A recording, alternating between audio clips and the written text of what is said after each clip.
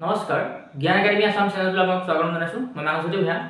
বহুত ইম্পৰ্টেণ্ট অংক লৈ আহিছোঁ আপোনালোকৰ মাজলৈ গতিকে দেৰি নকৰোঁ ভিডিঅ'টো আৰম্ভ কৰোঁ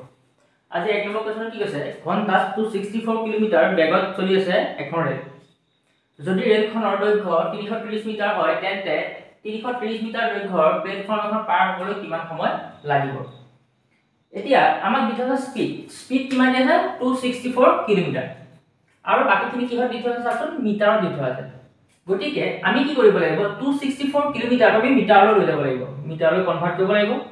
যদি মিটাৰলৈ কনভাৰ্ট কৰি আমি কি কৰিব লাগিব 5/18 পূৰণ কৰিব লাগিব হয় নহয়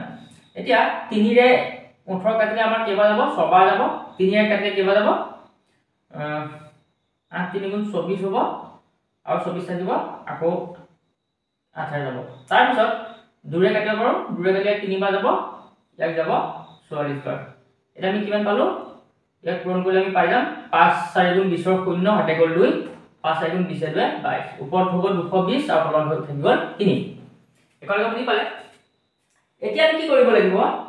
আমাক যেটো ডিসটেন্স দি থোৱা আছে ডিসটেন্স কিমান দি থোৱা আছে যে ৰেলখনৰ দৈৰ্ঘ্য দি থোৱা আছে 330 মিটাৰ আৰু প্লেটফৰ্মৰ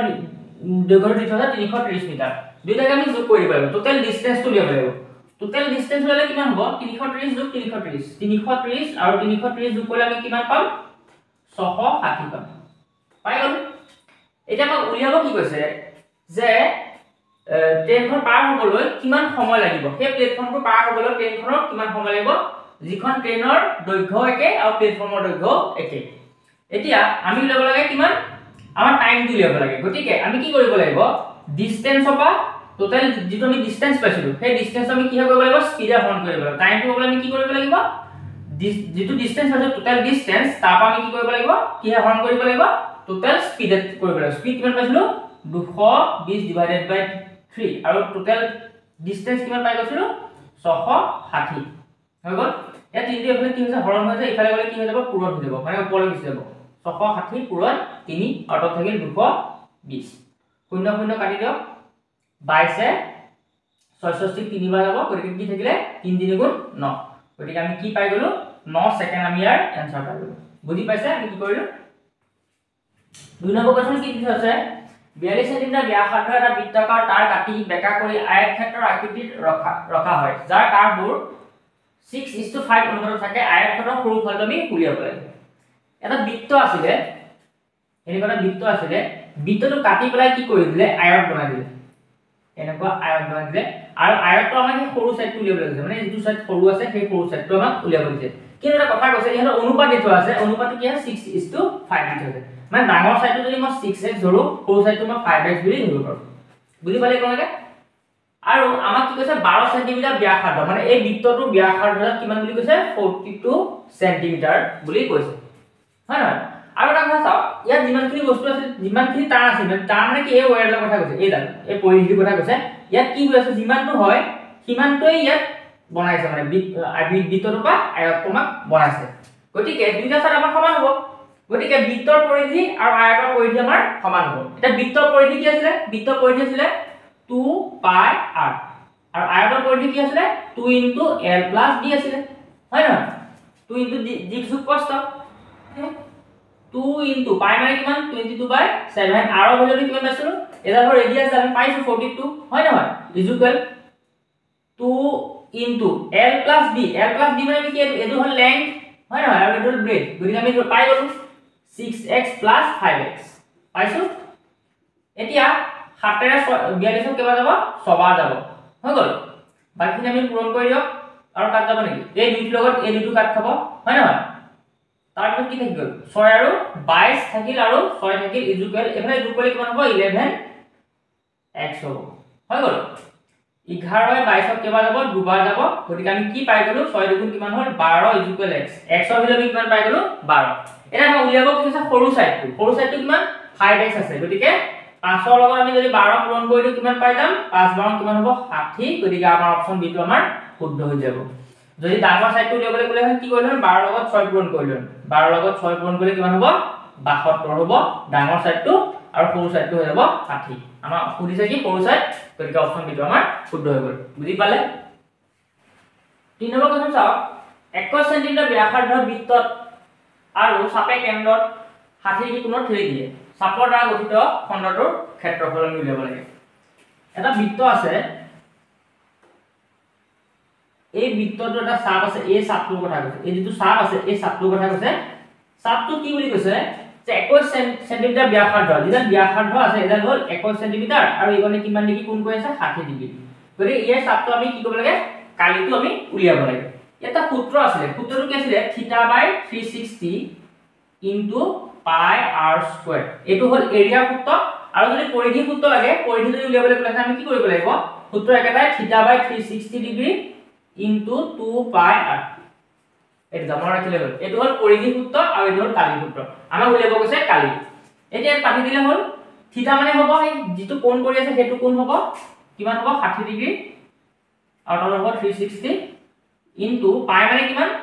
22/7 r মানে কিমান 21 যদি স্কয়াৰ আছে গতিকে হেকাৰণে মই 21 ইনটু 21 লিখিছো হৈ গল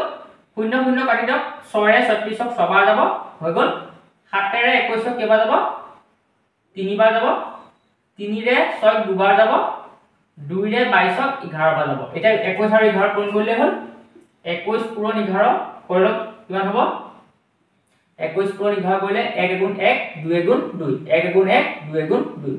1 3 2 গৰি কিমান পাই গল আমি 231 সেন্টিমিটাৰ স্কয়াৰ কোণ আছে অপচন সি আমাৰ শুদ্ধ হৈ গল যদি আমাক পৰিধি উলিয়াবলৈ কলে আমি পৰিধি এই সূত্ৰটো পাতিলে আমি আনসাৰটো পাই যাম বুজি পাইছে পাই থিতা মান দিটো আছে 60 ডিগ্ৰী সৰি 60 ডিগ্ৰী আছে আৰু পাই মান আছে 22/7 r কিমান আছে 21 এটো পাতি দিলে আমি আনসাৰটো পাই যাম আপোনালোকে কৰি চাব চাই নম্বৰ কথা চাওক দুটা কঠিন ঘনক এটা মূৰৰ পৰা আনটো মূৰ সংযুক্ত কৰা হয় তাৰ পিছত ফলস্বৰূপে ঘনকটোৰ মুঠ পৃষ্ঠভাগৰ ক্ষেত্ৰফল আমি উলিয়াব লাগে দুটা ঘনক আছে এনেকুৱা ঘনক ঠিক আছে ইয়াৰ লগতে আৰু এটা ঘনক লগ লাগি আছে মানে ইয়াতে আৰু এটা ঘনক কি হৈছে এনেকে লগ লাগি আছে দুটা ঘনক এনেকে লগ লাগি আছে বুজি পাইছে এতিয়া মই ধৰি ললো যদি এটো ইয়াৰ দূৰত্বটো হাইটটো যদি a বুলি ধৰো ব্ৰেডটো a বুলি ধৰো ইয়াৰ যেটো লেংথ হ'ব এই লেংথটো কিমান হ'ব এই কোণ a হ'ব এই কোণ a হ'ব হয় না ঘনক মানে কি লুজুগুজিটো দুটা সাইড সমান থাকে হয় না গতিকে a মানে কি হ'ব এই গুটেই লেংথটো কিমান হৈ যাব টুৱাইস a হৈ যাব হৈ গল এবাৰটো বুজি পাইছে এতিয়া ইয়াৰ সূত্ৰটো কি আছে টোটাল সারফেস এরিয়া উলিয়াব মুঠ পৃষ্ঠতল উলিয়াব কৈছে টোটাল সারফেস এরিয়া উলিয়াব কৈছে টোটাল সারফেস এরিয়া টিএসএ ফর্মুলাটো কি আছিল মনত আছে নে যে 2 into LB plus BH plus HL এটো ফর্মুলা আছে 2 into L মানে আমি কিমান পাইছো 2a into B মানে কি a plus B মানে কি পাইছো a into H মানে কি পাইছো a plus H মানে আকৌ পাইছো a into L মানে কি পালো 2a এখিনি ইনটু কৰক দুই লগাই দিলে কিমান হ'ব 2a স্কয়াৰ plus a কৰিলে কি হ'ব a square plus 2a square এই গুটেকেটাকে যোগ কৰিলে কিমান হ'ব 2 3 4 5 into 5a square 5a square into 2 কিমান কৰিলে কিমান হ'ব 10a স্কয়াৰ বুজি পালে ক্যালকুলেশন নি বুজি পাইছে নহয় গতিকে আমাৰ অপচন কোনটো শুদ্ধ হ'ব অপচন বি টো আমাৰ শুদ্ধ হৈ যাব বুজি পালে পাঁচ নম্বৰ কোৱেশ্চন চাওক the first term of an LP is a unity n the common reference is 4 which of the following will be a term of this LP সমান্তৰাল প্ৰকৃতিৰ প্ৰথম পদটো হল ঐক্যৰ সাধাৰণ পাৰ্থক্যৰ 4 তলৰ কোনটো সমান্তৰাল প্ৰকৃতিৰ এটা প্ৰথম এটা পদ হ'ব বুলি কৈছে যে আমি ইয়াৰ সূত্ৰটো কি আছিল সূত্ৰটা আছিল যে কি আছিল an = a + n - 1 * d গতিকে আমি ইয়াত a লাগিব n লাগিব d লাগিব আৰু n লাগিব an মানে কি কৈছে এই চাৰিটা পদৰ ভিতৰত কোনবা এটা an বুজি পাইছে কোনবা এটা হ'ল an এতিয়া আমি a উলিয়াব লাগিব a বুলি কি আছে যে ঐক্যৰ এটা সাধাৰণ পাৰ্থক্য কি বুলি কৈছে 4 সাধাৰণ পাৰ্থক্য 4 যদি মই a মান আমি কি ধৰি ললো 1 বুলি ধৰি ললো গতিকে d ভ্যালু কিমান পাই যাম 4 সাধাৰণত আমি a হল প্ৰথম পদটো আৰু d হল সাধাৰণত d সাধাৰণত আমি কিমান পাই গলো 4 এতিয়া a নৰ জায়গাত মই এইটো বহাই দিম 4 5 5 1 = a ভ্যালু আমি কি পালো 1 + n - 1 * d ভ্যালু কি পালো 4 4 1 টো এফালে প্লাস হৈছে এফালে এটা মাইনাস যাব গতিকে কি পাম 4 5 5 0 পালো = n - 1 * 4 4 টো এর লগত ডিভাইড হৈ যাব গতিকে মই কৰি চাও 4 যদি কৰো 4 গুণ কিমান হ'ব 4 হ'ব 550 নামি আহিব আকৌ 5 লগত কৰিলে কিমান হ'ব 1 দিলে 4 হ'ব 1 থাকিব 150 হ'ব তাৰ পিছত কিহে কৰিব পাৰিম 4 3 গুণ হ'ল 12 হ'ব 3 থাকিল 0 গতিকে 30 যদি মই 4 হৰণ কৰোঁ 4 7 গুণ 28 2 থাকি যাব দশমিকত আহি যাব গতিকে এটো আমাৰ কি হ'ব ভুল হ'ব এটো আমাৰ নোলাব তেনেকৈ আপোনালোকে কৰি চালে অপচন বি আমাৰ কি হ'ব ভুল হ'ব অপচন বি টো আমাৰ ভুল হ'ব গতিকে আমি অপচন সি টো কৰি চাওঁ আপোনালোকে কৰি চাব অপচন বি টো আমাৰ ভুল হ'ব গতিকে আমি অপচন সি টো কৰি চাওঁ অপচন সি টো চাব ইয়াত কি হৈছে a1 টো প্লাস হৈছে এফালে আহিলে মাইনাস হ'ব গতিকে কিমান হ'ব 7880 হ'ব হৈ গ'ল 4 টো ডিভাইড কৰক 7880 যদি মই 4 ৰে ডিভাইড কৰো কি হ'ব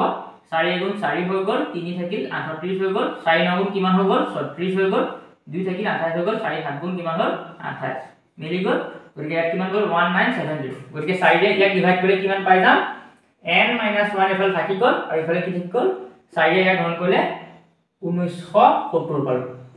n টো এফালে কি হৈছে প্লাস হৈ মাইনাস হৈ আছে এফালে গলে কি হ'ব প্লাস গতিকে n ৰ ভ্যালু কি পাই গলো 1971 পাই গলো n ৰ ভ্যালু আমি পাই গলো আমাক কেটো কোৱা নাছিল আমাক কৰিছিলে ইয়াৰ কোনটো পদ এটা সাধাৰণ সমান্তৰাল প্ৰকৃতিৰ এটা পদ হ'ব বুলি কৈছিলে আমি এটো যদি বহুৱাই পেলাই পালো 17881 আমি বহুৱাই পেলাই পাওঁতে আমি অপচন সি টো আমাৰ শুদ্ধ